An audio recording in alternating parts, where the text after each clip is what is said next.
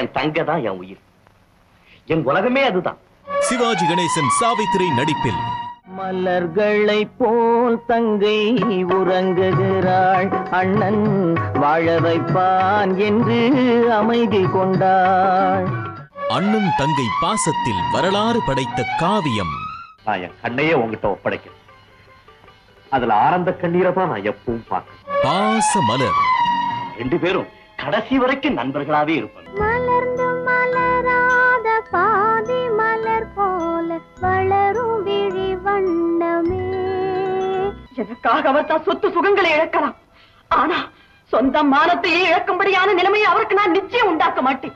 எங்களுக்கும் காலம் வரும், காலம் வந்தால் வாழ்வு வரும், வாழ்வு வரும் புதன் பிற்பகல் 3 மணிக்கு சிவாஜி கணேசன் சாவித்திரி நடித்த பாச மலர்.